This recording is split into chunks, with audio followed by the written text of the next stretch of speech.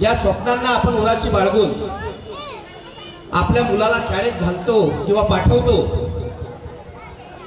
त्यापैकी एक महत्त्वाचा भाग हा सुद्धा आहे की या पालक परिसंवादामधला असलेला विषय असा आहे की आधुनिक तंत्रज्ञानासोबत पाल्यांमध्ये म्हणजे तुमच्या मुलांमध्ये मूल्यांची रुजवणूक म्हणजे संस्काराची रुजवणूक हे एक आव्हान आहे। आता ते तुम्हाला वाटतं की नाही वाटत हा दुसरा प्रश्न, परंतु मला असं वाटते की मी सुद्धा एका 2 मुलांचा बाप आहे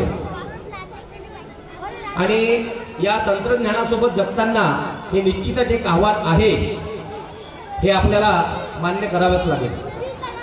मग या पालक परिसंवादातून काय होणार, तर आपण सर्वजण या गोष्टीची चर्चा करणार की आज आपल्या मुलांमध्ये आपल्याला इतरांपेक्षा काय कमी दिसतं, काय अपेक्षित होतं आणि आज काय दिसतंय आणि काय व्हायला पाहिजे होतं किंवा होऊ शकतं, याची सगळी साधक बाधक चर्चा या विषयाच्या माध्यमातून या ठिकाणी निश्चितच होऊ शकते असं मला वाटते।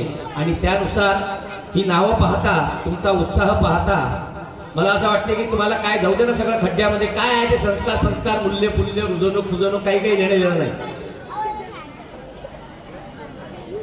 महत्वाचं आहे आपल्या मुलाला सजवून आणणे, या ठिकाणी त्याचा डान्स पाहणे, त्याचा कौतुक करणे, या गोष्टीला प्राधान्य तुम्ही दिलं, आनंद आहे। चला वेळ न गमावता आपण या पालक परिसंवादाला माझ्यामध्ये सुरुवात करायला हरकत नाही। मी या परिसंवादामध्ये सहभागी होणाऱ्या तुम्हाला सर्वांना आव्हान आहे, तुम्ही कोणी येऊन बसू शकता, असं काही नाही आहे की नाव दिलं नाही म्हणून किंवा इथे मला येऊन काय बोलावं असं वाटेल, पण बोलण्यासारखं निश्चित आहे आणि आपण बोलू शकतो असं मला वाटते। आता ती भावना तुमच्या मनामध्ये ज्योत घेते की नाही घेत हा प्रश्न निराळा झालेला आहे, परंतु या कार्यक्रमामध्ये सहभागी होऊ इच्छित पालकांना मी या ठिकाणी निमंत्रित करतो। श्री हेमंतराव कोहळे, आदरणीय श्री हेमंतराव कोहळे यांना मी विनंती करतो की त्यांनी कृपया व्यासपीठावर यावं। त्यानंतर सौ प्रणिताताई कोहळे यांना सुद्धा मी विनंती करतो की त्यांनी कृपया व्यासपीठावर यावं। आदरणीय श्री विनोदरावजी धांडे यांना सुद्धा विनंती करतो की त्यांनी व्यासपीठावर यावं। सौ संगीताताई धांडे यांना सुद्धा विनंती करतो की त्यांनी व्यासपीठावर यावं। विजयराव बगाडे यांना सुद्धा विनंती करतो की त्यांनी कृपया व्यासपीठावर यावं। सौ सारिकाताई बगाडे यांना सुद्धा विनंती करतो त्यांनी सुद्धा व्यासपीठावर यावं। आदरणीय सौ रोशनीताई निस्वादे यांना सुद्धा विनंती करतो त्यांनी सुद्धा व्यासपीठावर यावं। श्री राजेंद्रजी भोईरे यांना सुद्धा विनंती करतो की त्यांनी कृपया व्यासपीठावर यावं। श्री राहुलजी जावरे यांना सुद्धा विनंती करतो की त्यांनी कृपया व्यासपीठावर यावं। सौ देवयानीताई डोंगरे यांना सुद्धा विनंती करतो की त्यांनी व्यासपीठावर यावं। सौ रमणताई चंद्रभुज कदम यांना मी सुद्धा विनंती करतो की त्यांनी कृपया व्यासपीठावर यावं।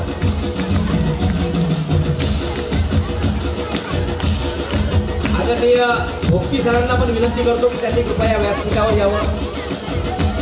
आदरणीय भोक्तीताई यांना सुद्धा विनंती करतो की त्यांनी कृपया व्यासपीठावर यावं।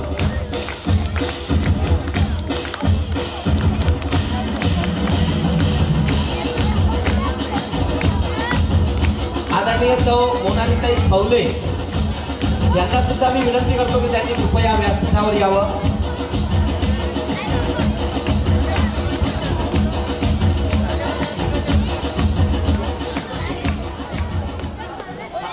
खुर्च्या टाकाव्या लागल्यात म्हणजे विषयाला थोडं गांभीर्याने घेतलं गेलं। आणखी जर कुणाची इच्छा असेल तर विनंती करतो मी की त्यांनी कृपया न लाजता व्यासपीठावर यावं। पुरुषांपैकी पालकांपैकी सुद्धा विनंती आहे की या संवादामध्ये सहभागी होऊ इच्छित त्यांनी कृपया इकडे व्यासपीठावर यावं। आदरणीय राऊत साहेब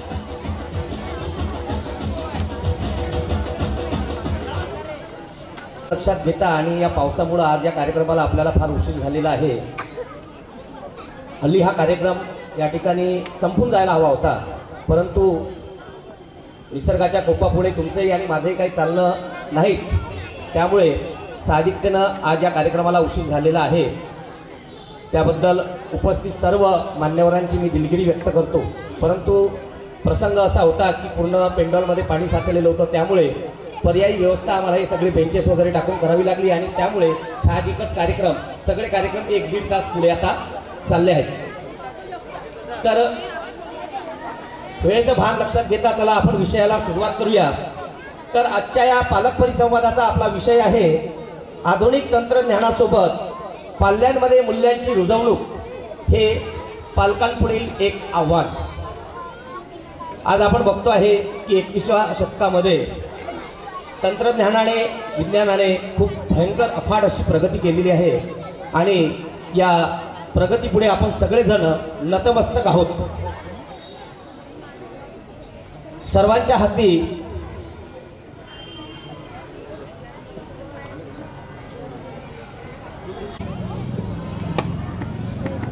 आता मूल्य संस्कार म्हणजे काय हे एक वेगळं सांगायची गरज नाही. सर्व आदरणीय मान्यवरांनी स्टेजवर आल्याबरोबरच संस्काराची जाणीव आपल्याला करून दिली. सगळ्या महिला एकीकडे झाल्यात, सगळे पुरुष एकीकडे झाले. हे आपले संस्कार, बरोबर ना? हे आपले काय आहे? संस्कार. तरी तसं पाहिलं तर मला वाटतं याच्यामध्ये 1, 2, 3 पती पत्नी आहेत, पण त्यांनी एकमेकांसोबत बसण्याचं कबूल केलं नाही, ते वेगवेगळे बसले, बरोबर? याला म्हणतात आपले भारतीय संस्कार. आणि हे खरे संस्कार आपल्याला रुजवायचे आपल्या मुलांमध्ये.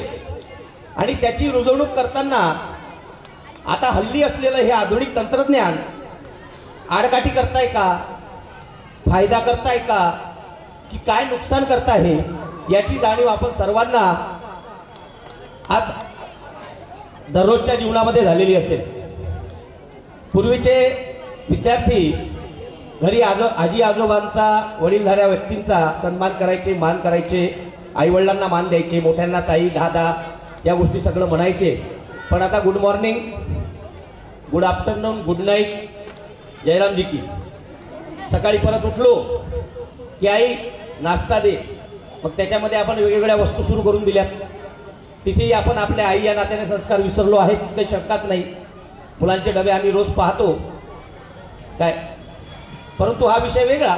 आता आपण वळतो आहे संस्कारांकडे. तर जे संस्कार, हा प्रश्न सर्वप्रथम आपण आई वडील ह्या नात्यानं स्वतःला पहिला प्रश्न विचारूया की आपण किती संस्कारी होतो आणि आताची तुमची मुलं किती संस्कारी आहेत. आपापल्या अडचणी सांगू शकता, काही खुल्ल्यान तुम्हाला माहिती दिलेलं आहे, काही टेन्शन नाही. काय वाटते, बदल काय वाटते, तुम्ही होता तेव्हा काय होतं आणि आताची मुलं कशी होत आहेत? सर माहिती. आमच्या वेळेस मी आमच्या बाबांना भीत होतो.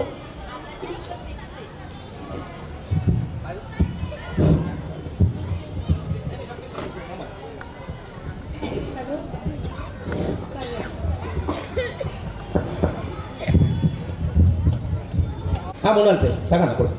आधी आम्ही आमच्या आई वडिलांना भीत होतो, आताची मुलं भीत नाही. आम्ही एखाद्या ठिकाणी बाजारात माझ्या वगैरे गेलो आणि एखादीच आम्ही टीचर दिसल्या तर आम्ही आईच्या पदराच्या मागे लपायचो की नाही हे आमच्या टीचर आहे, उद्या काय म्हणतील. आता एवढा बदल झालेला आहे की शिक्षक आणि मुलं वाटतच नाहीत की ते आहे बा म्हणून, फ्रेंड सारखे वाटतात. हे बघून खूप चांगलं वाटते. हा एक बदल आहे, चांगलं वाटते आम्हाला. नाही बघा आपल्या घरी तर म्हणजे ते करतातच मन मोकळं, पण सरांना जर काही अडचणी असल्या, काही असल्या तर त्या मन मोकळेपणाने सांगतात सरांना, नाही सर हे असं आहे बा. हे एक चांगलं वाटतं मला. म्हणजे जी आदरयुक्त भीती होती आधी, ती गेलेली आहे. म्हणजे असं म्हणणं की आदर कमी झाला नाही, असं नाही आहे, पण तेव्हा वाटायचं असं नाही आहे आदर, पण तेवढं होता. पण आता कसं फ्री आहे त्याच्यामुळे त्यांना अजून कशाचीच भीती वाटत नाही, ते मन मोकळं करू शकतात. आधी मग आईला कसं सांगावं, उद्या जर दिसलं तर काय म्हणतील टीचर, ही भीती होती. आदर होता पण तेवढी भीती पण होती. आता आदरही आहे, भीती आहे, पण त्या सपोर्ट टीचरचा त्यांना सपोर्ट पण खूप लाभलेला आहे. हे बघून खूप चांगलं वाटतं. बरोबर आहे.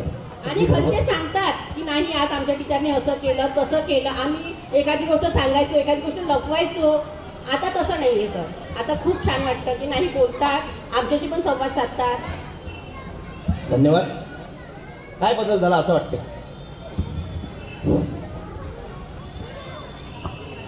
आपण 21व्या शतकात जगतो आता, याचा अर्थ असा का की आपण मॉडर्न टेक्नॉलॉजी याच्याशिवाय आपण जगू शकणार नाही.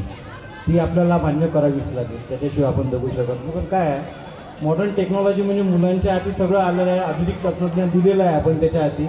पण त्यांच्यामध्ये जे काही आपल्याला मूल्य आता जोपासायचे आहे त्याची सगळ्यात प्रथम तर सुरुवात पहिले आईवडिलांनी स्वतःपासून करणं आवश्यक. अगदी बरोबर.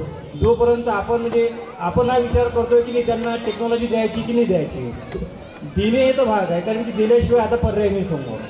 पण जर द्यायची आहे तर सगळ्यात महत्त्वाचा विषय असा आहे की मग त्यांना हे मूल्य शिकवणार कोण. तर मूल्य शिकवण्याची पहिली जबाबदारी, सोपी जबाबदारी म्हणजे ती आपण स्वतः आहोत. आता आपण पाहतो आपल्या हाती मोबाईल टेक्नॉलॉजी दिली, आता मुलगा घराच्या बाहेर गेलाच नाही पाहिजे म्हणून मग काय तर त्याच्या हाती मोबाईल देऊन द्यायचा आणि त्या मोबाईलवर त्यांनी त्याला जसं पाहिजे तसं ते वापरायचं. याचा अर्थ काय झाला की आपण त्याला मोबाईलच्या पुन्हा जवळ नेतो आहे. आणि मग आपण म्हणतो हा मोबाईलमध्ये हे पाहतो, हा मोबाईलमध्ये ते पाहतो. तर सगळ्यात महत्त्वाचा विषय काय, तर आपण पहिले त्याला थोडंसं घराच्या बाहेर गेलं पाहिजे की तू बाहेरचं खेळ, आणि जेव्हा तुला काम पडते, जेव्हा टीचरने एखादी सब्जेक्ट सांगितला, टॉपिक सांगितला, तो माझ्यासमोर तू त्यावर हँडल कर. दुसरा महत्त्वाचा विषय असा, आई वडील आज कुठेही सेल्फी काढतात, कुठेही अपलोड करतात, कुठे उभे राहतात, कुठेही करतात. मग तोच तसाच कोणावर पडणार आहे, मुलांवर पडणार आहे. मग आज मुलंही तेच झाले, कुठेही सेल्फी काढतो, कुठेही अपलोड करतो, कुठेही मोबाईल ओपन करतो, कुठचाही व्हिडिओ सुरू करतो. ती टेक्नॉलॉजी आपण त्याच्यावर देऊन राहिलो. त्याच्यासोबत पहिले आई वडिलांना हे लक्षात घ्यायला पाहिजे की ही टेक्नॉलॉजी वापरताना आपण कोणते मूल्य वापरायचे, तेच मूल्य पाहून ॲटोमॅटिक ते मूल्य आपण आपल्या मुलांकडे काय करणार आहोत, ट्रान्सफर करणार आहोत, असं मला वाटते. माझं अगदी बरोबर आहे. परंतु खरा प्रश्न असा आहे की आपण मुलांना, आता तुमची मुलं, सगळ्यांची मुलं, प्रत्येकाचा मूल मोबाईल पाहते, काही शंका नाही आहे. फक्त आता या वयामध्ये त्यांना आपण फक्त विकत घेऊन द्यायचे राहिलेले आहेत. कदाचित कुणी घेऊनही दिले असतील काय, पण आपल्या प्रत्येकाकडे मोबाईल आहे आणि त्याचा अमर्याद वापर आपण करतो आहे, यात कुठलीही शंका नाही. लाजायची गोष्ट नाही, शरमायची गोष्ट नाही, काहीच नाही.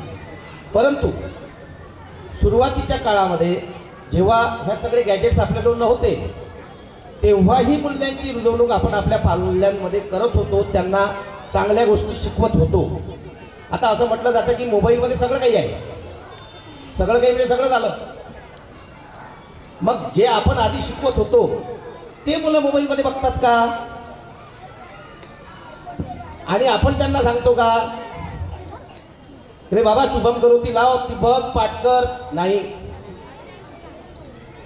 ती मुलं गाणी बघतात. पहिल्या दुसरीतील लहान वर्ग वयोगट असेल तर त्या वयोगटातले मुलं सुरुवातीला, आता सहज स्पष्ट आहे, काही विषय नाही आहे, खरं म्हणजे आई कामाला लागली की मुलगा, त्याला खेळवायची पद्धत बंद झाली की नाही बाबा त्याला मांडीवर घेऊन का पांड्यात टाकून आई मुलाला झोपवते, हा विषय कालबाह्य झालेला आहे, आपण विसरलेलो आहे. आपण काय करतो, मोबाईलवर त्याला काही ना काही लावून देतो, ट्विंकल ट्विंकल वगैरे वगैरे जे काही आता आहे ना, भरपूर आलेलं आहे, मटेरियल भरपूर आहे. ते लावून दिलं की तोही मोठ्या आनंदाने, पहिलीची मुलं तरी आई थोडीशी दूर गेली की भोकाड पसरायची, रडायची. पण आताची मुलं मात्र आई दिसली की रडतात आणि मोबाईल दिला की चुप राहतात. हेही तेवढंच खरं आहे आणि याचे अनुभव तुम्हाला सर्वांना, प्रत्येकाला आहे, यात काही शंका नाही आहे. परंतु मोबाईल किंवा आधुनिक तंत्रज्ञान वापरत असताना काल आमच्या शाळेमध्ये वादविवाद स्पर्धा होती. या वादविवाद स्पर्धेमध्ये हाच विषय होता की तंत्रज्ञानासोबत शिक्षण, म्हणजे आधुनिक तंत्रज्ञानासोबत मुलांचं शिक्षण योग्य की अयोग्य. त्यामध्ये प्रत्यक्ष उच्च प्राथमिक गटातले विद्यार्थी भांडताना एकमेकांना सांगत होते, तुझं इंस्टाग्रामवर अकाउंट आहे, तुझं फेसबुकवर अकाउंट आहे, तू हे व्हिडिओ टाकतेस, तू ते व्हिडिओ टाकतेस. म्हणजे खरंच हे विद्यार्थी फक्त अभ्यासासाठी तो मोबाईल वापरत असतील का, आणि आपलं दुर्लक्ष आहे हे तर नाकारू शकणार नाही आपण. कारण खरी गोष्ट आहे की आपणच स्वतः त्याच्यात गुंतलेलो आहोत, त्यामुळे आपल्याला ते काय करताहेत हेही पाहायला अजिबात वेळ नाही. ॲक्च्युली आज असं झालं की आपण स्वतः इतकं बिझी आहो की आईवडील घरी गेल्याबरोबर पहिले आधीच्या वेळेस आधी ते आल्यावर पहिले विचारत होते हातपाय धुवायच्या अगोदर, तो कुठे आहे, तो काय करू राहिला, अभ्यास केला आहे काय. आज पहिले गेल्याबरोबर आपण काहीच नाही बाबा, आईवडिलांनी कपडे चेंज केल्याबरोबर पहिले कोणाचा मेसेज आला, किती वाजता आला, व्हॉट्सअप काय आहे. आणि आई तर म्हणजे सकाळी उठल्याबरोबर पहिले, बाकीचं नंतर सगळं. पहिले उठल्याबरोबर पहिले संध्याकाळी कोणी व्हिडिओ पाठवला असेल का, मेसेज पाठवला असेल का. मग मुलगा सकाळी उठल्यावर काय पाहतो, हेच पाहतो. माझी इथं सकाळीच उठते, पहिले व्हॉट्सअप पाहते, मेसेज चेक करते. माझे वडील तर आल्यावर पहिले मेसेज चेक करते, मग मी का पण नाही करायचं. बरोबर आहे ना, आपण करतो ते आपलं अनुकरण करणारच आहे. आणि मुलगा बाहेर मातीत नाही खेळणार. आता मॉडर्न टेक्नॉलॉजीचा विषय घेतला म्हणून सांगतो. मॉडर्न टेक्नॉलॉजी काय आली, माझ्या घरी पहिलीपासून ते शेवटच्या संडास बाथरूमपर्यंत टाईल्स असली पाहिजे, हे मॉडर्न टेक्नॉलॉजी आहे. बरोबर आहे. मग याचा अर्थ काय झाला की माझा मुलगा मातीत खेळायला नाही गेला पाहिजे म्हणून काय तर त्यांनी दिवसभर मोबाईल पाहावं. संडेला ना वडील त्याच्यासोबत कोणी खेळणार, ना क्रिकेट कोणी खेळणार, ना घरी त्याला उड्या मारणं कोणी शिकवणार. तो घराच्या बाहेर जायलाच नको, काहून तो मातीत जाईल, कारण की आपण तर मॉडर्न टेक्नॉलॉजीत आहे. म्हणून काय झालं तर हा झाला मॉडर्न टेक्नॉलॉजीचा दुसरा साईड इफेक्ट. साधी सिंपल एक्झाम्पल पहा आपल्याजवळ. आधी जेव्हा शाळा सुरू होते तेव्हा गाड्या नव्हत्या इतक्या सगळ्या.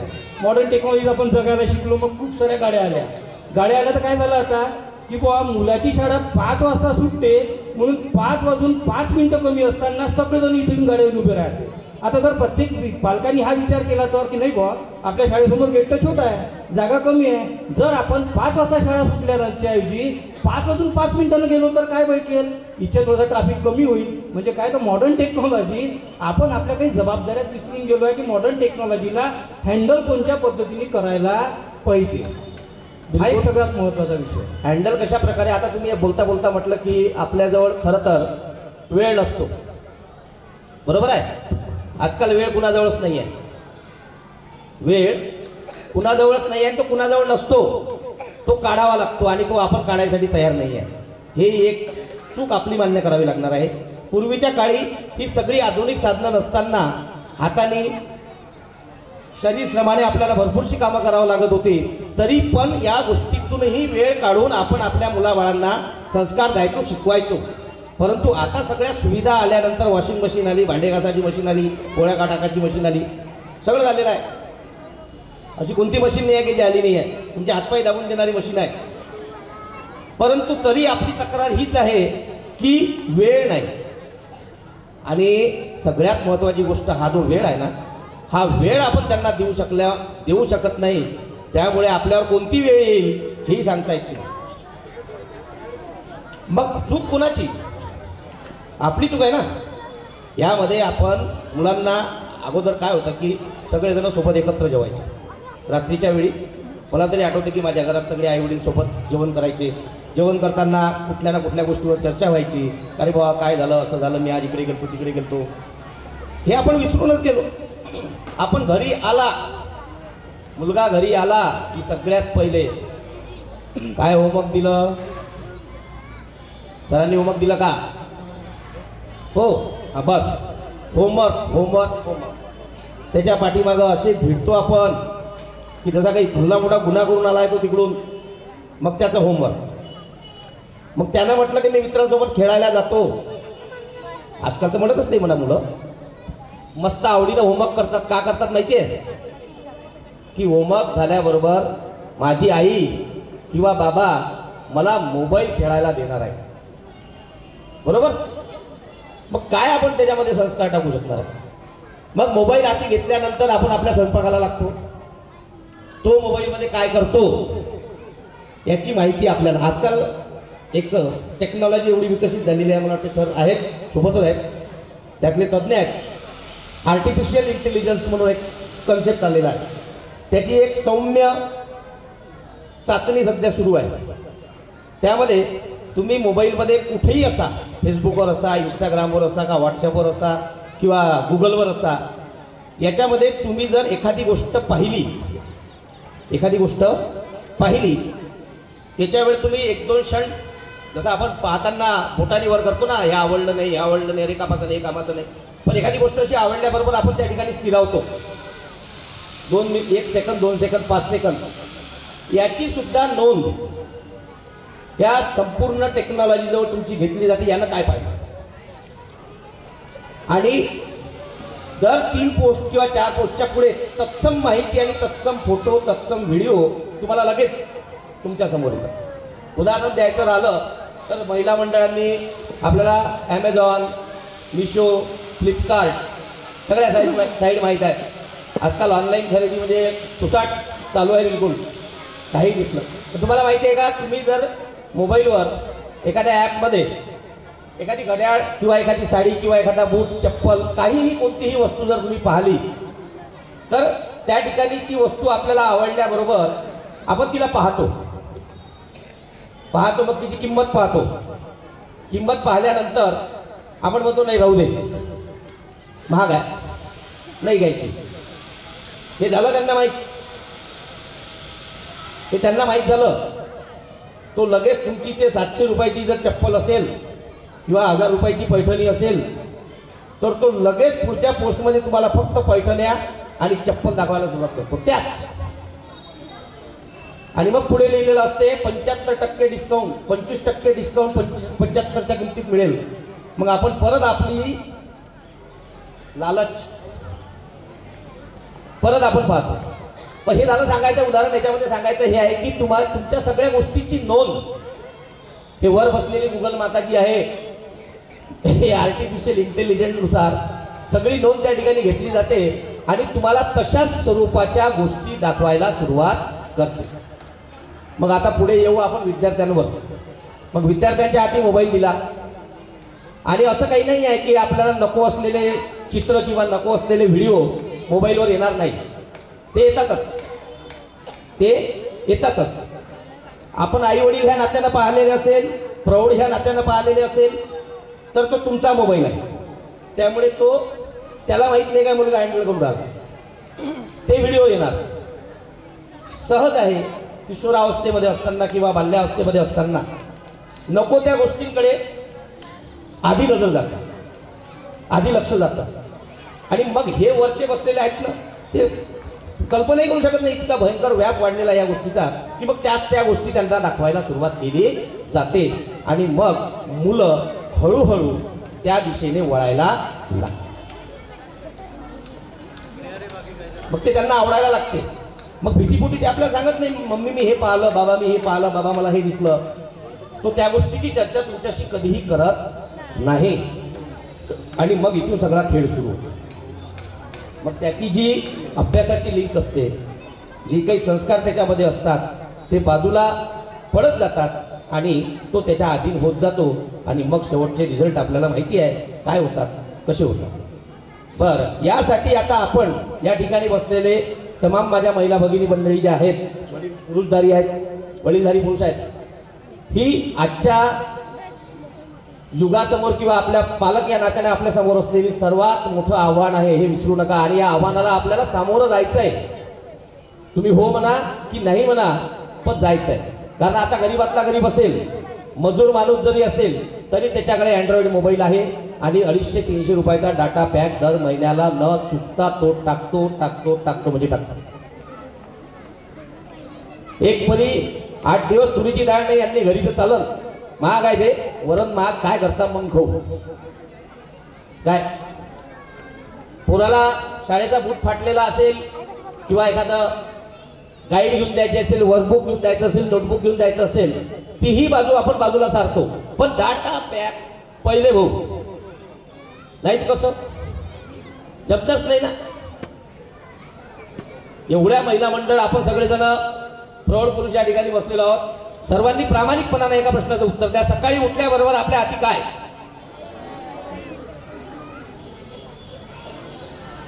सकाळी उठल्याबरोबर सगळ्यात पहिले आपल्या हाती काय? बरं, सकाळी उठल्याच्या ती गोष्ट काही तर इतके बावळे आहेत की उशीखाली सुद्धा मोबाईल घेऊन झोपतात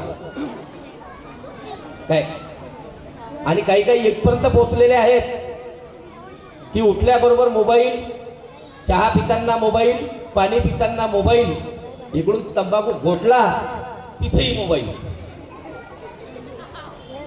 हे सगळं आपले मुलं पाहतात का माझे बाबा संडासात पण मोबाईल घेऊन जातात. मग त्याला मोबाईलची आवड का लावू नये? काय वावगं काय आहे त्याच्यात? आहे का नाही वावगं? शेवटी विद्यार्थी समाजामध्ये वावरतो, घरामध्ये वावरतो, शाळेमध्ये शिकतो, तो सगळ्यांचं अनुकरण करतो, सगळ्यांचं तो अनुकरण तर आपण सगळेजण अनुकरण प्रियच आहोत. काय जर एखाद्याची साडी आपल्याला आवडली तर आपल्याला पाहिजे म्हणजे पाहिजे. नवीन पॅटर्न आलं अनुकरण, बरोबर आहे. एखाद्या माणसानं इलेक्ट्रिक गाडी घेतली, आता आमच्या घरातल्या देवघरे सरांनी घेतली, झाला ना आमचा इको जागृत. देवघरे सरांना आपल्या बायकोसाठी गाडी घेतली, तर मी कोण नाही घेऊ मा बायकोसाठी. प्राधान्य कोणत्या गोष्टीला आपण देतो आहे हे बघा. पण सोबत ह्या गोष्टी आपण बाजूला याला बगल देणं सुरू केलेलं आहे. आपण त्याला वेगळेपणा काढलेला. हा बोला. प्रत्येकाचं मूल हे आपल्या आईवडिलांसाठी खूप मोलाचं असतं, खूप लाडकं असतं. पण त्यासाठी आईवडिलांनी एक जबाबदारीचं पाऊल उचलायला पाहिजे की सकाळी उठल्यानंतर जशी त्याचे पालक वडील आई हे मोबाईल हाताळतात आणि त्याचं अनुकरण नेमकं त्यांचे मुलगा मुलगी घरात जो कोणी असेल ते करतात. तर मला असं म्हणायचं आहे की काही ठिकाणी असं अनुभव, मी माझ्या घरचं उदाहरण देतो. माझी मुलगी उठल्यानंतर सर्वप्रथम मोबाईल हातात घेते आणि त्यानंतर 15-20 मिनिटानंतर काग मुली तू मंजन नाही केलं नाही बाबा करते, थांबा 2 मिनिट एवढा व्हिडिओ पाहतो महत्वाचा. आता आईवडील काय करते, लाडापोटी चला आपली मुलगी 9 वाजतापासून शाळेत जाते, त्यानंतर रात्रीला ट्युशन जाते, 5 वाजता वापस येऊन ट्युशन करते, त्यानंतर ती गुंतलेलीच असते आणि पाठीवर हे दप्तराचं वजं. तर आपण लाडापोटी त्या मुलांना हे करत नाही, परंतु हे सर्वस्वी चुकीचं आहे. आणि आईवडिलांनी ते असं गृहीत धरायला पाहिजे की आपण त्यापासून दूर राहिलो तर ॲटोमॅटिकली आपले मुलंसुद्धा त्यातून दूर राहतील.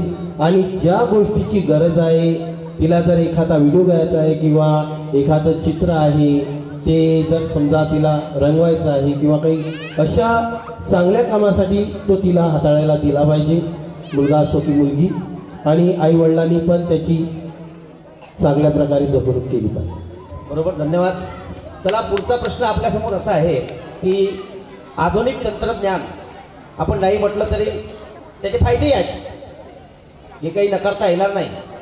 परंतु आता आपण विद्यार्थ्याच्या संस्काराकडे आणि अभ्यासाकडे थोडंसं पाहूया की इथं बसले आता सर्वजण.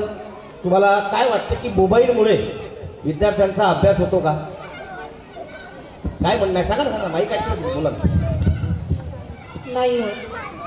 का नाही होत असेल? आणि एखादा प्रश्न असा असतो जो आपल्याकडून सॉल्व्ह नाही होत, ते मुलं त्यातून काढून पण घेतात कधी कधी. आणि मोबाईलला सर्च करतात सर, डोक्याला काहीच त्रास देत नाही. आपल्या वेळेस ना आपण डोक्यामध्ये आणायचो काय लिहायचं आहे. जर समजा आपल्याला गाडीबद्दल आईबद्दल कशाहीबद्दल 10 वाक्य सांगितलेली आहे सरांनी मॅडमला, आपण आपल्या डोक्यामध्ये हे करू की काय लिहायचं, म्हणजे कशी काहीच करत नाही सर. लगेच सर्च केलं की बस 10 वाक्य घेतली की लिहिले, रेडीमेड केल्यासारखं करतात. मुलं डिपेंडेंट झालेली आहेत, परावलंबित झालेली आहेत. त्यांच्याकडे काही नसेल तर त्यांच्या प्रश्नाचं उत्तर आहे. पण ही पद्धत चुकीची की चांगली वाटते? काय वाटतं तुम्हाला? चुकीची वाटते आहे. त्यांच्या डोक्याला काहीच त्रास होत नाही, बस लगेच त्यांना त्याच्यामध्ये भेटून जाते ना सगळं. अच्छा, मी माझा स्वतःचा अनुभव सांगतो. माझी मुलगी 8व्या कक्षेत आहे. तिने उन्हाळ्याच्या सुट्टीमध्ये ऑनलाईन क्लास लावायची जिद्द धरली होती. ती म्हणत होती की बाबा मला ड्रॉइंगची क्लास करायचे. मी म्हटलं मुली काही हरकत नाही, तू कर. तर ड्रॉइंगचे क्लास मी इकडे उपलब्ध नव्हते होत, त्यामुळं ते ऑनलाईनच केलं. आणि आजकालची मुलं खूप हुशार झाले. आईवडिलांना जे माहीत नसते ते सुद्धा ते शोध लावतात. तिनेच बरोबर ॲपवर यूट्यूबवर ते शोधलं आणि त्याच्याशी कन्सल्ट करून त्यांना मला ऑनलाईन फी वगैरे भरावी लावली. माझ्या मुलीने सतत 1,500 रुपये महिन्याप्रमाणे 3 महिन्याचे पैसे भरून तिने ड्रॉइंगचा ऑनलाईन क्लास केला. त्यामध्ये तिने स्केच काढणे ही ती शिकली. आज ती चांगल्या प्रकारे स्केच काढत आहे. तर माझ्या दृष्टीने ते जे तिने घेतले तिच्या आवडीनुसार हे योग्यच झाले. बरोबर आहे. असं नाही आहे की मोबाईलमुळं पोरांचा कसा गैरवापर होतो मोबाईलचा. कारण जर आपण बघितलं तर लॉकडाऊनमध्ये पूर्ण अभ्यास पोरांनी मोबाईलवरच केलेला आहे. बरोबर आहे ना? कारण माझ्या लॉकडाऊन पासून माझ्या पोराचे अभ्यासाचे जे क्लासेस आहेत ते आता पण म्हणजे मोबाईलवरच आहेत. हो का? कोणत्या शाळेत? तो आष्टीला होता आधी हां तिथे. आता एक जे इंटरनॅशनल अभ्यागतचा पेपर झाला तो पण नाशिकवरून त्याचा ऑनलाईनच झाला. अच्छा, म्हणजे ऑनलाईन अभ्यास मुलं करतात. हो करतात, माझा मुलगा तरी करतो. मोबाईल हा जीवनाचा आवश्यक घटक आहे. त्याच्यात सगळंच आहे, त्याच्यात चांगलंही आहे वाईटही आहे. पण त्याच्यातलं आपल्याला घ्यायचं काय आहे हे आपण आई वडील किंवा आपल्या घरचे संस्कार म्हणा. नाही नाही, हे अगदी बरोबर आहे सर, तुमचं म्हणणं बरोबर आहे की आपल्याला त्याच्यातलं काय चांगलं घ्यायचं आहे, काय वाईट घ्यायचं आहे. वाईट तर आपल्याला घेऊ इच्छितच नाही, घ्यायचं आपल्याला सर्वांना चांगलंच आहे. काही शंका नाही त्याच्यात की आपल्याला पाहिजे. आपण थोडी म्हणणार आहे की आपल्या पोरांना त्याच्यात एखादा खून पाहायला पाहिजे आणि त्याला तिकडे जाऊन कोणाला चाकू दाखवला पाहिजे. नाही, अजिबात नाही. परंतु आपण त्याच्याकडे संपूर्ण कॉन्सन्ट्रेशनने लक्ष देऊन हे पाहतो आहे का की तो नेमकं चांगलंच काम करतो आहे की नाही. याच्यामध्ये चूक आपल्याला याच्यासाठी या चुकीला जबाबदार आपल्याला धरलं जाणार आहे शेवटी.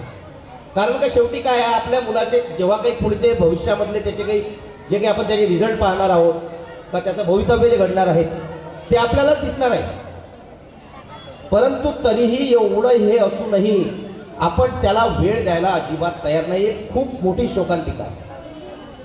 ॲज ए शिक्षक म्हणा, ॲज ए पालक म्हणा, मी या ठिकाणी माझ्याही अनुभवातून सांगतो की आपण विद्यार्थ्यांना मोबाईल, मला मान्य आहे खूप गोष्टी. आता संत ज्ञानेश्वर होऊन गेले त्या काळी कोणता मोबाईल होता, संत तुकाराम होऊन गेले कोणता मोबाईल होता, एवढ्या मोठ्या गाथा लिहिल्या, लाखो लोकांच्या तोंडी त्या गाथा मुखगत झाल्या, कोणता मोबाईल होता. आता आपल्याला काहीही प्रश्न आला की आपल्याला चला पावभाजी कशी बनवतात, पावभाजी कशी बनवता म्हटल्याबरोबर आईच्या हातात पहिले मोबाईल, मग यूट्यूब, मग 1756 माहिती. मला आधी सांगितलं की एक तपासा 50 मिळतात. बेवकूफ की कभी नाही बोलते दुनिया में, एक ढूंढो 1000 मिळते. हे त्यांना माहिती आहे, मला नाही. हे त्यांना माहिती आहे आणि म्हणूनच ते बरोबर तशा प्रकारचे सर्व तुम्हाला तुमचं ते काय ना तुम्ही कल्पनाही नाही करू शकत कोणती पावभाजी पाहिजे. मग मला आता एक प्रश्न मी सहजतेने महिला वर्गाला या ठिकाणी सर्वांना विचारतो की यूट्यूब चॅनलवर पावभाजीची रेसिपी पाहून किती लोकांनी बनवली आहे? प्लीज हात वर करा, घाबरू नका. नाही, काही शिक्षा नाही आहे, फाशी नाही आहे, काहीच नाही. हात वर करा. हो, पण काहीतरी कोणती तरी एक रेसिपी तुम्ही युट्यूबवर पाहून बनवली असेल. चला, अकोटकर मॅडमने हात वर केला. आमच्या शाळेतल्या शिक्षिकेने न घाबरता हात वर केला. सर्वांनी पाहिला, सगळेजण खोटं बोलून आले. मॅडम तुमचं अभिनंदन करतो, तुम्ही प्रामाणिकपणे कबूल केलं. सर्वजण जी गोष्ट आपल्याला बनवता येत नाही ती गोष्ट बनवण्यासाठी आपण मोबाईलचा तंत्रज्ञानाचा वापर म्हणून आपण मोबाईल बाजूला ठेवून देऊ. लॅपटॉप आहे, टॅबलेट आहे, भरपूर आहे, त्याच्यातून आपण काही ना काही पाहत असतो. आता सर्वांच्या मनामध्ये बरोबर चाललेलं आहे, मी हे बनवलं होतं, मी ते बनवलं होतं, मी हे पाहिलं होतं, मी ते पाहिलं होतं. आता मला एका प्रश्नाचं उत्तर द्या. पावभाजीची रेसिपी पाहताना त्या पावभाजीची अत्यंत स्वादिष्ट अशी चव तुमच्या जिभेवर रेंगाळली असेल? नाही. आता ह्या रेसिपीमुळे मी छान पावभाजी बनवणार आहे. ती पावभाजी काय रे आपल्या गावात भेटते काय नाही, एकदम बटर वगैरे छान टाकून मस्त. पण बनवल्यावर किती जणांनी खायली, चवीमध्ये काय फरक होता हेही प्रामाणिकपणे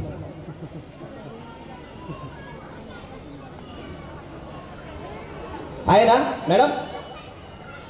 तुम्हाला सर्वांना म्हणतोय मी, तशी झाली होती का?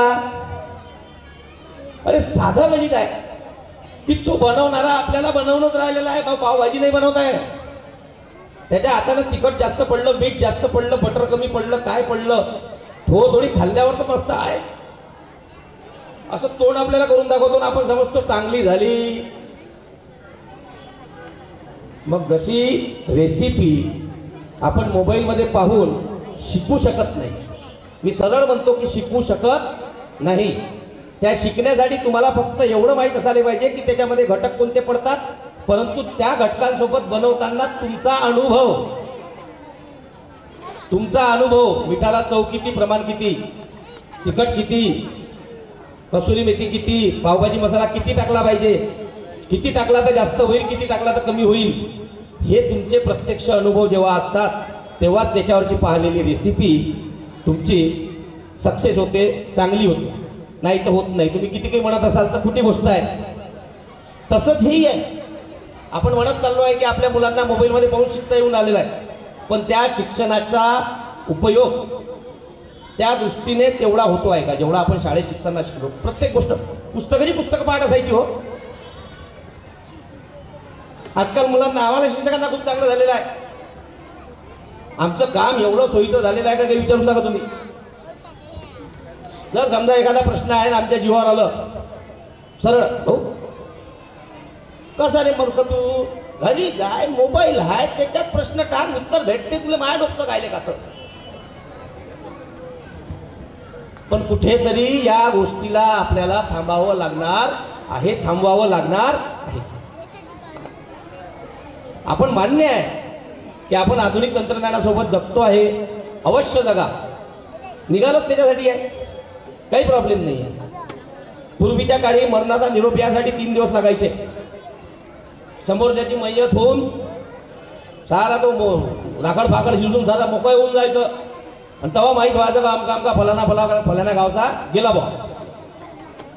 पण आता मोबाईल हातात घेतल्याबरोबर तो तिकडे खाली टाकायच्या पहिलेच इकडे मेसेज, आप्पाजी जाण्यात आहे दादा तू निन्न. चांगला आहे हा वापर, चांगला आहे. ही एक सुविधा झाली, ही एक सुविधा झाली. परंतु त्याच्याच बरोबर दुसरा उपयोग आला. पोरगी माहेरी गेली, इकडे तिच्या मायने घाबरावाट, मै पोरगी सासरी गेली, तिचा नवरा तिला कसा वागवत असत, तिचा सासरा तिला काही त्रास तर देत नसल, लावला व्हॉट्सॲप कॉल, व्हिडिओ कॉल, का बाई कशी आहे ते तिकडून सांगते, पाय माय घर असं आहे, माय सासरा तसा आहे.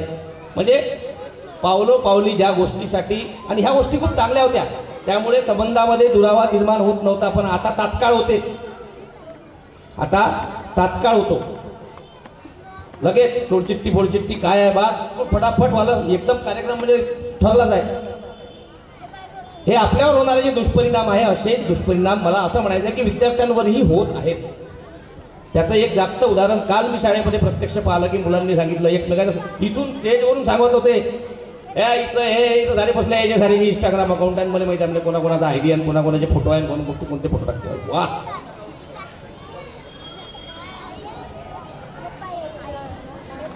झालाय ना असं, खरी गोष्ट आहे, खोटी गोष्ट नाही.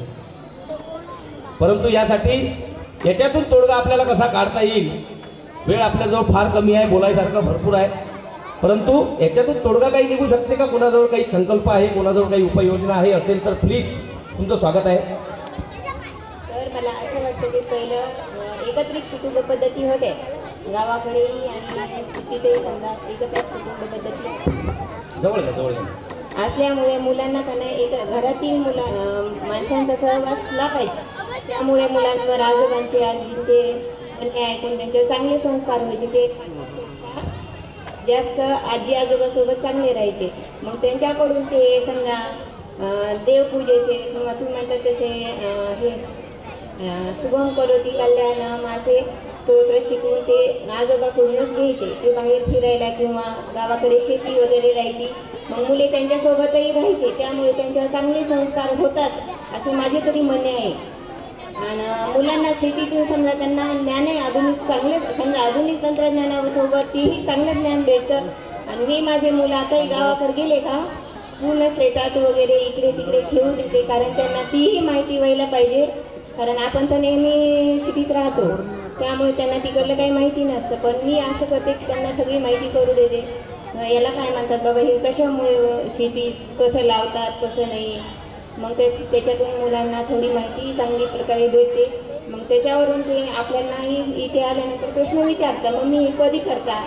मग आपण त्यांना थोडी माहिती दिली म्हणजे त्याच्यातून ते चांगल्या प्रकारे शिकतात.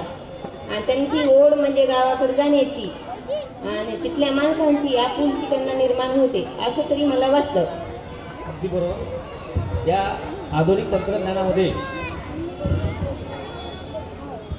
हॅलो तर अनुभवातून व्यक्ती चांगला शिकतो.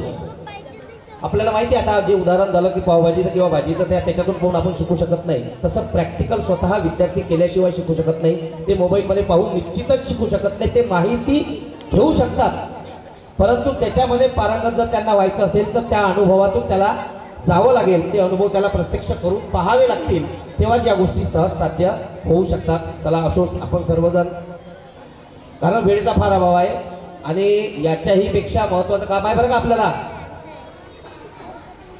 फार महत्त्वाचं काम. आपल्या पोराचे डान्स पाहिजे. परंतु आज मात्र एक विनंती आहे तुम्हा सर्वांना, सगळ्या बसलेल्या माझ्या बंधू भगिनींना एक रिक्वेस्ट आहे, एक विनंती आहे. आणि हवं तर सूचना म्हणा, नाही म्हणा तर धमकी म्हणा, काही म्हणा चालते, काही विषय नाही. आजचा हा कार्यक्रम उशिरा सुरू झालेला आहे, त्यामुळे हा कार्यक्रम संपणारही उशिराच आहे यात शंका नाही. आम्ही आमची तयारी करून आहोत आणि तो कार्यक्रम आम्ही आता लावणारच आहोत. परंतु माया घरच्या लेकराचं झालं आणि मी उठून बाहेर जातो, ह्या जो मीपणा तुमच्यामध्ये निर्माण होतो झाल्यानंतर, तो प्लीज आजच्या दिवस त्या बेंचेस टाकले आम्ही त्याच्या खाली टाकून द्या.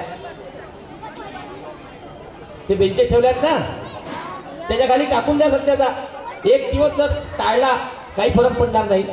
सर्वच मुलं तुमची आहेत, जशी आम्ही एवढ्या मुलांना घेऊन चालतो आमची समजून.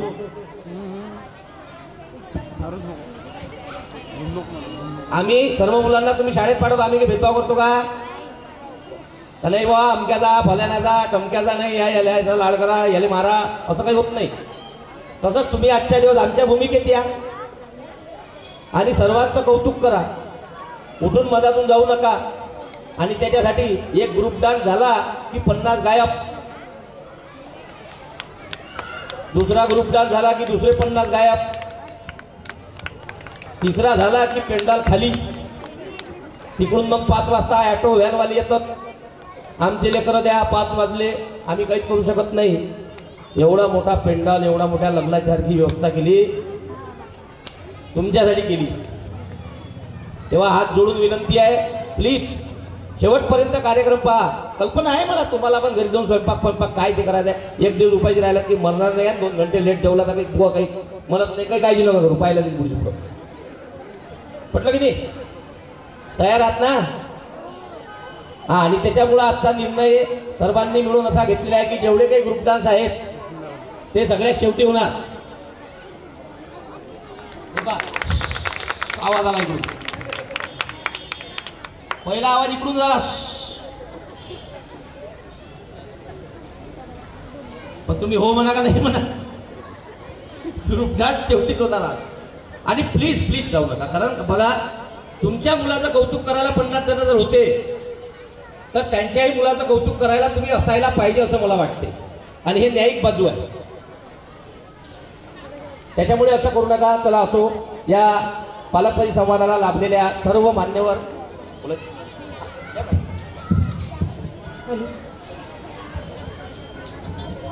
सर्व आणि माझ्या लाडक्या आणि मी आजच आली आहे कारण की मी पण एक टीचर आहे. डॉक्टर मीना बंदे स्कूलमध्ये मी जॉब करते आणि एक सरप्राईज होतं माझ्यासाठी की तुम्ही पण परिसंवादामध्ये माझं नाव अचानक आलं. नाही अचानक आलं, मी तुम्हाला विचारून घेतलेलं नाही का? नाही. अरे वा, कोणी घेतलं यांचं नाव? नाही काही हरकत नाही सर, पण माझ्यासाठी सरप्राईज होतं आणि म्हणूनच मी तुम्हाला विनंती केली की मला पण 2 शब्द बोलू द्या. आणि म्हणजे मला हेच सांगायचं आहे की सगळ्यांनी आपापले विचार मांडले तर आपण व्यासपीठावर आहोत, तर आपण पण आपले 2 शब्द बोलावे. तर वेळ कमी आहे मला माहिती आहे, पण मला असं वाटतं की सगळ्यांनी आपल्या, आता सरांनी जसं सांगितलं की सगळे म्हणजे पालकांचे सगळे आपली मुलं लाडाचेच असतात, सगळ्यांचे प्रत्येकाला आपलं मूल लाडाचंच असते, पण त्यांना थोडे कष्ट घेऊ द्या, त्यांना स्वतः करू द्या असं मला वाटते. काही झालं की म्हणजे नुसतं त्याला हातावरती घेऊन काही आपल्या मुलाला कष्ट नाही पडले पाहिजे बा, काही त्रास नाही झाला पाहिजे, कारण कष्टाशिवाय हे यश मिळत नाही आणि त्याची जाणीव पण राहत नाही. त्याच्यामुळे काही झालं की मुलाची बाजू किंवा तुम्ही असं केलं. शिक्षकांना पण किंवा इतर ठिकाणी पण मुलांना स्वतः करू द्या, कष्ट घेऊ द्या. आणि जसं मोबाईलचा विषय आला, मोबाईल म्हणजे हे काही पूर्ण म्हणजे मुलगा जर मोबाईल पाहत नसेल तो मागे आहे बा असा त्याचा अर्थ माझ्या मते तरी होत नाही. कारण की लहान मुलांनी मोबाईल पाहिले म्हणजे ते खूप प्रगत झाले किंवा त्यांना सगळं काही आलं असं नाही आहे, असं मला वाटते. म्हणून मी म्हणजे तुमच्याकडनं वेळ काढून बोलायच्यासाठी म्हणून माईक मागितला. आणि बऱ्याचशा गोष्टी आहे बोलण्यासारख्या, जसं की बऱ्याच जणांनी इथे आपले पॉईंट्स मांडले की मुलं ऐकत नाही, आदरयुक्त भीती मुलांच्या मनातली कमी झाली आहे. पण मला असं वाटते की मुलांच्या मनात आदरयुक्त भीती पाहिजे शिक्षकांबद्दल. जर ते शिक्षकांना घाबरले नाही आणि घरी पण ते जर आपल्या आई बाबांना घाबरत नसेल तर मग ते कोणाला घाबरतील. आणि बरेच पालक मला पण म्हणतात की बा मुलं ऐकत नाही, लहान लहान मुलं ऐकत नाही. का बरं ऐकत नाही लहान मुलं? जर आईवडिलांनाच ऐकलं नाही तर ते कोणाला ऐकतील? आणि बऱ्याच जणांनी इथे मुद्दा मांडलाय की आजी आजोबा पाहिजे, त्यांचे पण संस्कार होतात. हा मुद्दा पण मला मान्य आहे, पण त्यांच्याकडे नाही आहे. समजा आता मला नाही आहे सासू सासरे, पण मग प्रत्येक पालकाची मला असे वाटते जबाबदारी आहे. कारण की 3 वर्ष मुलगा घरीच राहतो सुरुवातीचे आणि तो त्याच्या आईवडिलांचे अनुकरण करत असतो. कसा बोलते, आपले आईवडील कसे बोलतात, घरातले व्यक्ती कसे बोलतात. आणि शाळेमध्ये आल्यानंतर मुलं आपल्या टीचर्सचे अनुकरण करतात, त्यांच्यासाठी ते आदर्श असतात. त्याच्यामुळे जास्तीत जास्त जबाबदारी ही पालकांची आहे, शिक्षकांची तर आहे आणि ते करतातच. पण घरी पण पालकांची पण जबाबदारी आहे असं मला वाटते. कारण की जरी पण आपण जॉब करत असलो, बिझी असलो कितीही, तरी पण आपल्या लाडक्या मुलांसाठी आपण वेळ काढलाच पाहिजे असं मला तरी वाटते. धन्यवाद. थँक्यू. तर मोबाईल हे बेकारच नाही, कारण आताच्या काळामध्ये मुलांना त्याच्यावरून क्लासेस करता आले. 11वी 12वीची मुलं होते, त्याच्या कारणानं कोरोनामध्ये त्यांचे ऑनलाईन क्लास असल्याने कारणाने 1ली 2री मुलांना ते शिकवले गेले आहे. सरांनी पण क्लास घेतले, पण मुलं आजकालचे कसे मोबाईलमध्येच पाहते काय आलेलं आहे काय नाही. ते म्हणजे पुस्तकामधून काही शिकून घेत नाही. पहिले काय ते सरांनी हे सांगितलं मी काढून घेते लिहून घेते बा, तर आपण म्हणा त्याला पुस्तक वाचणं दादू मग पाहायचं नाही, पहिले लिहून घेतो म्हणते सरले सांगून. म्हणजे ते चांगलं पण आहे बेकार पण, म्हणजे असं माझं म्हणणं नाही बेकार आहे म्हणून, पण त्यांनी पहिले पुस्तक वाचलं पाहिजे, नंतर त्यातले प्रश्न उत्तरं शोधली पाहिजे असं माझं म्हणणं आहे. म्हणजे आधुनिक तंत्रज्ञानाचं असं काही नाही आहे की बा चांगले बेकार आहे म्हणून. माझ्या मतात मुलांनी चांगले म्हणजे पुस्तकातून वाचून घेतलं पाहिजे पहिल्यांदा, त्याच्यानंतर उत्तर प्रश्न लिहिले पाहिजे.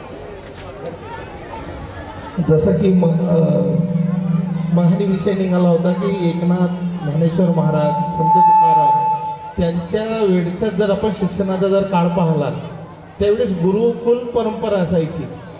एक म्हणजे गुरु हजार विद्यार्थी असायचे. तुकाराम महाराजचा जर इतिहास पाहिला, त्यांनी घरचं जे अन्नाचं भांडार होतं ते सगळ्या लोकांसाठी खुलं करून दिलं. ह्या भावनेचे आज माणसं आहे का, नेते तरी आहे का? आपल्या नेत्यांकडे 5 शिक्षक आहे का तुम्हाला? नाही तुम्हाला नाही. आपण या व्यासपीठावर बसलेलो आहोत, स्पष्टपणे आपल्या भूमिका मांडायला काहीच हरकत नाही. अधिकार आहे तुमचा, माझं ओपिनियन आहे. बरोबर आहे. पण आज मला असं वाटते माणसातला आहे ना हा भाव शून्य झाला आहे. माणसातला भाव खलास झाला आहे. आपण जसं पहिले आपली आई समजा सडा सारवण करायची, टाईल्सचा विषय निघाला होता मुलांबाळावर, त्यांना गाय म्हणजे काय, गोमूत्र म्हणजे काय, ती यांच्यापासून आता वंचित होत चाललेली आहे. मुलं समजतच नाही. आपणही त्यांना काय म्हणतो, मातीत खेळू नको, पाय आता क्रीम लावली तो अजून खराब होऊन आला, हातपाय खराब झालेले पाहिजे. आईलाही चांगलं नाही वाटत आणि बाबालाही चांगलं नाही वाटत. काही गोष्टी आहे ना आपण, आणि आपला अति लाड होऊन राहिला. एक तर आईनं कळव खाव, नाही तर बाबानं कळव खाव. एका जणांना लाड करावं, एका जणांना रायपट द्यावं, असं तरी मला वाटते. बरोबर. चला असो, धन्यवाद. आपण सर्व इथं आलात, आपल्या छान प्रतिक्रिया दिल्यात, मला ऐकून घेतलं. काही चुकीने कुणाच्या भावना वगैरे दुखावल्या असतील तर हात जोडून माफी मागतो. आणि आजचा हा पालक परिसंवाद या ठिकाणी संपला असं जाहीर करतो. धन्यवाद. छोटेखानी एकांकिका आपल्या समोर घेऊन येत आहे जेजे खेर्डे प्राथमिक शाळेचे इयत्ता 5वीचे विद्यार्थी. करे खिचडीशी जाऊ तो हा छान जनगणना करतो, पोलिओ डोस देतो, कामाचा किती आला व्याप तापरे. राम राम राम राम मंडळी, राम राम. ते काय ना, माझ्या बापाचा असा समज होता का ज्या दिवशी पोरगा जन्मला म्हणजे ज्या दिवशी त्याचा जन्म होते तेच ते पुढे आयुष्यात करते. नाही म्हणजे आता माझा जन्म शिक्षक दिनाच्या दिवशी झाला म्हणून मी शिक्षक झालो, पण त्यांचा हा समज त्या दिवशी तुटला ज्या दिवशी माझ्या भावाचा जन्म गटारी अवसल झाला, म्हणून तो आता BMC गटार साफ करतो. म्हणजे आम्हाला ते काम आवडत नाही ते आम्ही आवडीनं करतो. सांगतो मला लहानपणापासून शाळेत जायला आवडत नव्हतं, म्हणून माझ्या आई वडिलांनी ठरवलं काय शिक्षा म्हणून शिक्षक करायचं. निदान त्यानिमित्तानं का होईना हा रोज शाळेत जाईल, पण सांगतो का मी अशा रीतीनं शिक्षक झालो. साई कवले तुम्हीच का? हो साहेब, सॉरी RRY, बट तुम्ही तपासणीसाठी 2-3 दिवसानंतर येणार होता, तितक्या लवकर कशी काय आला? आता मी मटणाची व्यवस्था कुठून करू? बरं मुले कुठे आहे? मुले पोहायला गेली. पोहायला? आणि आंतरशालेय विहिरीत पोहण्याची स्पर्धा आहे ना, तिकडे गेली. तुम्ही नाही गेला? गेलो होतो साहेब, पण उडी टाकणार तेवढंच कळलं की माझं घड्याळ वॉटरप्रूफ नाहीये, ते सासरे दिले ना म्हणून. बरं तुम्ही कशी काय आला? त्या रस्त्यावर राईट मारला, तिथे एक गल्ली होती त्यामध्ये आत गेलो आणि मग आता साहेब म्हणत स्वतःला नवीनच्या प्रसिद्ध दर्जाचे. कोणच तू? Sorry sir, sorry. हे तर मी तेव्हाच ओळखलं होतं जेव्हा तू क्लास 4ची विरोध करत होतास. कोणच तू? सर मी RM ब्राह्मणे, माझी बदली झाली नाही इथे. अबे बदली करून काय तुला हे शाळा सापडली का? तू काय राशीद लागलाय का मा? सर मला तुमच्यासोबत राहायला खूप आवडते. मी काय बायको आहे तुझी का? तुला माझ्यासोबत राहायला खूप आवडते? या नादात नाटक संपेपर्यंत लग्न करशील तू माझ्याशी? नाही सर, काहीतरी नका बोलू. सर शाळा सुरू करायची. अबे शाळा म्हणजे काय फटफटी आहे? किक मारली चालू करायची? शाळेत पोरं नाही पाहिजे? अरे अवघड आहे मग. का? माझं लग्न नाही झालं अजून. ती पोरं नाही ना बे, ती पोरं नाही ना बे. गावातले पोरं अजून शाळेत ती बसवायला लागत का? सर मग किती पोरं आपल्या शाळेत? आहे ना, एकच आहे. एकच आहे? हा, मी शिकवायचं कोणाला? अबे आपण शिकून ते कुठं आईन्स्टाईन होणार आहे का? एवढ्या सगळ्याचं नुकसान करण्यापेक्षा एकाचं करून राहिलो याच्यात धंद्याला मानणं. पण सर ते एकाचं नुकसान होणार ना, त्याचं काय? अरे त्याचं काय, तो राजकारणात जाईल. देश चालवायला कोणतरी पाहिजे की नाही? अरे तिकडे तर काहीच क्वालिफिकेशन नाही आहे, हेच क्वालिफिकेशन आहे आणि हेच आपण आपल्या पोटेला देऊन राहिलो आहे. तुम्ही एकटे त्याला मुलगा कुठे आहे? अबे ते पालक नाही, तो आपला एकमेव विद्यार्थी आहे. हा हा, कितवीला आहे हा? ते मला माहित नाही, पण गेल्या 5 वर्षापासून गेले पहिलीचाच अभ्यास करून शिकून राहिलो आहे. पहिलीचाच का? अबे दुसरीचे पुस्तकं आलेच कुठून? ते आले की शिकवीन त्याला. नाही सर, पण मी याला शिकवणार आणि पुढच्या इयत्तेत टाकणार. अबे पुढच्या इयत्तेत टाकण्यासाठी शिकवायची काय गरज आहे? 8वी पर्यंत नापास नाही करायचं असा गव्हर्नमेंटचा रूलच आहे. नाही सर, पण शिक्षण महत्वाचं आहे ना. बघा सर बघा, नवीन शिक्षक आला म्हणून त्याच्या चेहऱ्यावरचा आनंद बघा. अबे नवीन शिक्षक आला म्हणून त्याच्या चेहऱ्यावर आनंद नाही आहे. मग उद्या लग्न आहे त्याचं म्हणून त्याच्या चेहऱ्यावर आनंद आहे. याचं लग्न आहे तिसरं लग्न. बापरे, मला काय शिकवणार? तुला काय शिकायचं? त्याला काय विचारताय? जे शिकवायचं ते शिकवा. लाड कशाला करताय त्याचा? कोण एवढ्याला गुपचाप? ए शिक्षकांची कसं बोलायचं कळत नाही तुला? चल. अरे नाही बाळा, नाही. तेव्हा सरांना मारलं सरांना मारलं. सर तुम्ही अशा मुलांना शाळेच्या बाहेर का नाही काढत? अबे भैटाडा, तो आपला एकमेव विद्यार्थी आहे, याच्यात बाहेर काढला तर आपली शाळा बंद पडेल. मग आपण खायचं काय? सर मला खिचडी. ए उपवास करण्यापेक्षा शिक, मोठा हो जरा. अरे नाही बाळा, नाही. हे बघा सरांना मारलं. अबे उपवासाची खिचडी नाही, शाळेत भेटते ती खिचडी मागून राहिला तो. ते त्याला द्यायला लागत तर आपल्याला उपाशी राहायला लागत. हे बघ बाळा, हे नवीन सर आहेत, यांना मारायचं नाही. मी तोपर्यंत खिचडीचे तांदूळ निघून होतो.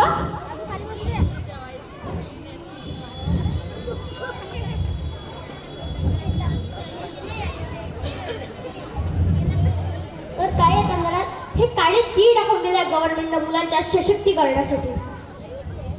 सारे किडे मी तर आतापर्यंत काळ्या किड्याची खिचडी म्हणून खाऊ घालायचं पोटलेले, तरीच म्हटलं याच्यात एवढे किडे आले कुठून? ए चल बेचा बाळा बोल. बे वा दुनिया का बे वा बेत्रिक आलो ना वा बाळा वा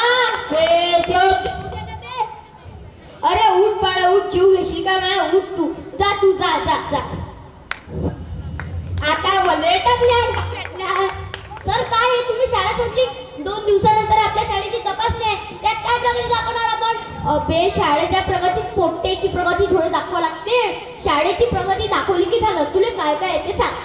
सर मला तक्ता बनवता येतो, मला सुविचार लिहिता येतो आणि सर मी मुलांची कविता सुद्धा घेईन. अबे पोरं कवयते कवयते आपल्याला काय माहित? सर 2 दिवसानंतर आपल्या शाळेची तपासणी आहे, त्यात काय करणार मग? अरे त्याची तयारी उद्या करायची आहे ना. स्वच्छतेची तयारी करायची. कशी करशील स्वच्छतेची तयारी सांग. सर सकाळी सकाळी स्वच्छ टाकायची सर. अबे स्वतःच नाही, गावात जे लोक सकाळी सकाळी टपरेल घेऊन रोपं लावायला निघतात त्यांचं काय करशील ते सांग. रोपं लावायला? हा सर मी त्यांना सर्वप्रथम खड्डा खोदून देईन. रोपं कशी लावावी, किती प्रमाणात लावावी, त्याला किती खत टाकावं हे सगळं समजून सांगेन सर मी त्यांना. आणि सर पहिलं पाणी मी टाकलं. अबे ते नाही, गावात जे लोक सकाळी सकाळी टॉयलेटले बसतात त्याचं काय, त्याचा बंदोबस्त कसा करशील ते सांग. टॉयलेटले बसतात त्याचा काय बंदोबस्त करायचा आहे? अरे ही सगळी सरकारची स्कीम आहे. हगणदारी मुक्त गाव हे सगळं शिक्षकालाच बघावं लागतं. त्याचा प्रचार आणि प्रयत्न कसे करशील ते सांग. अहो पण इथे कोणता प्रचार करायचा आहे, कसा करशील ते सांग. आता त्या गावभर रडत फिरायला हागू नका. हा व्हेरी गुड असाच प्रचार करतो. आता प्रयत्न कसे करशील ते सांग. कसले प्रयत्न? आता समजा एखादा माणूस बसलाय कार्यक्रमाला, त्याला कसा उठवशील ते सांग. Excuse me please. हा इंग्रजीत बोल. कमोडवर बसलाय म्हणतो. अबे आपल्या भाषेत बोल, आपल्या भाषेत. हे बघा तुम्ही जे काही करताय ते इथे चुकीचं आहे, ते इथे रोगराई पसरवणार आहे. हा उघडा डोळे गेला तो का? तो काय विचारवंता साहित्य काढायला बसला इथं. एवढा वेळ राहते का गावात? सरळ कसा मोठा घ्यायचा असा मारून फेकायचा. अरे उठा. अहो पण ही सगळी कामे आपण का करायची? कारण आपण शिक्षक आहोत म्हणून. सर उद्या कोणी आलं तर त्याला काय उत्तर द्याल आपण? अबे तपासणीवाले थोडी विचारते आपल्या पोराईले की बेचा फाडा म्हणून दाखव, निबंध लिहून दाखव. ते तर मग काय एवढंच विचारते का तुम्ही गावातली भांडणं किती सोड हे विचारतात. मग तंटामुक्त गाव राबवणे हे सुद्धा एका शिक्षकाचं काम आहे. आता समजा नवरा बायको दोघे भांडत असतील आणि बायकोनं अंगावर रॉकेल घेतलं तर तू काय करशील सांग. मी त्या बाईला समजावून सांगेन अहो असं करू नका. ए का रे बाईला का सांगशील, नवऱ्याला का नाही सांगशील? तंटामुक्त गाव करायचं आहे आपल्याला. अहो पण ही सगळी कामे आपण का करायची? कारण आपण शिक्षक आहोत म्हणून. जर शिक्षक आहोत का तर प्राथमिक शिक्षण देऊन पुढची पिढी घडवणं हे आपलं काम नाही आहे का? पुढची पिढी घडवणं सारं अंधश्रद्धा आहे. एका शिक्षकाचं तर मुख्य काम एवढंच आहे, मतदाराच्या याद्या तयार करणं, पोलिओ डोस पाजत फिरणं, ते तिकडे फॅमिली प्लॅनिंगचे शिबिर आयोजित करणं. यातून वेळ भेटला ते येणाऱ्या साहेबासाठी आपल्याच टीचरने मटणाचे तुकडे टाकून त्याला बिर्याणी बनवून खाऊ घालणं हे एका शिक्षकाचं मुख्य काम आहे. सर मग प्राथमिक शाळा म्हणजे काय? प्राथमिक शाळा ज्या ठिकाणी शिक्षणाला सोडून सर्व गोष्टींना प्राथमिकता देण्यात येते ते ठिकाण म्हणजे प्राथमिक शाळा. समजलं का बाळा?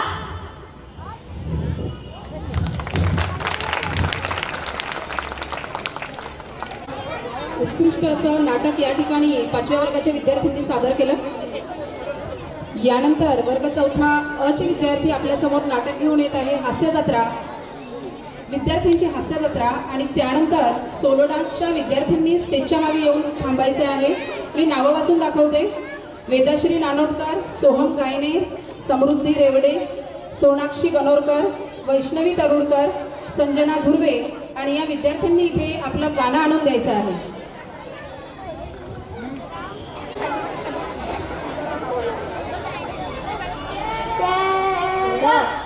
Good morning sir, welcome sir, नमस्ते सर, स्वागत. नीचे बैठो. Thank you sir. कैसे क्लियर आऊं? ठीक है. क्रमांक नंबर 1 पंक्या आयो सर. क्रमांक नंबर 2 मंग्या आयो. क्रमांक नंबर 3 पंट्या. क्रमांक नंबर 4 सुरेशी. क्रमांक नंबर 5 नंबर 1 चालू कर. क्रमांक नंबर 5 मॅगी नंबर 1 आलू सर. क्रमांक नंबर 6 मॅगी नंबर 2 आयु सर. क्रमांक नंबर 7 गौऱ्या आयो सर. क्रमांक नंबर 8 फुदानेशी आलो सर. क्रमांक नंबर 9 टट्टेशी आलो सर. क्रमांक नंबर 10 इंगडे आलो सर. क्रमांक नंबर 11 शेखसी आलो सर.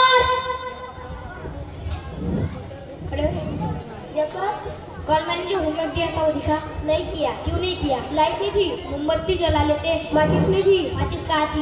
पूजा घर में थी। पूजा घर से लाए क्यों नहीं? लाया नहीं था। लाए क्यों नहीं थे?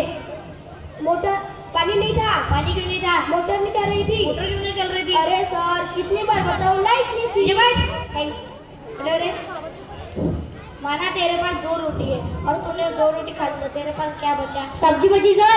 बैठ। अरे 1 से 10 तक गिनती सुना। 1 2 3 4 5 7 8 9 10। जगह पे गए? मर गए। कैसे? कल मैंने अखबार में देखा था। नीचे बैठ। खड़े हो रे। देखो मैं आपसे प्रश्न पूछूंगा, उसका आपको फटाफट जवाब देना है। हमारे भारत का राष्ट्रमंत्री कौन है? फटाफट सर। नीचे बैठ।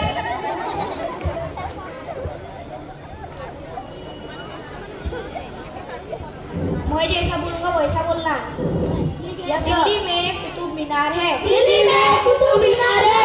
दिल्ली में कुतुब मीनार है। दिल्ली में कुतुब मीनार है। अभी मैंने क्या कहा? दिल्ली में कुतुब मीनार है। मैं की नंबर 1 खड़ा। क्या? दिल्ली में कुतुब मीनार है। दिल्ली में कुतुब मीनार है। जी भाई खड़े हो रे। अमिताभ बच्चन को बहुवचन किसी कहते हैं? अमिताभ बच्चन के बहू को बोल वचन कहते हैं। जी भाई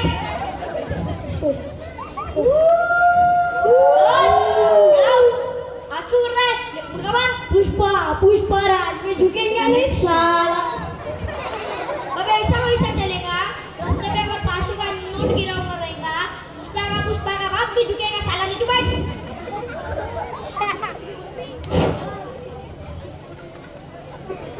खड़े हो रे। माना गांधी जी बाल कटवाने को जा रहे हैं और दुकान के आजू बाजू पानी है, तो गांधी जी कैसे जाएंगे? सर गांधी जी को बालिश नहीं दे। बैठ। खड़े हो रे। राजस्थान के राष्ट्रीय पक्षी का नाम क्या है? रुद्रो। नीचे बैठ। खड़े हो रे। राजस्थान के बड़े जिले का नाम क्या है? मुझे। नीचे बैठ।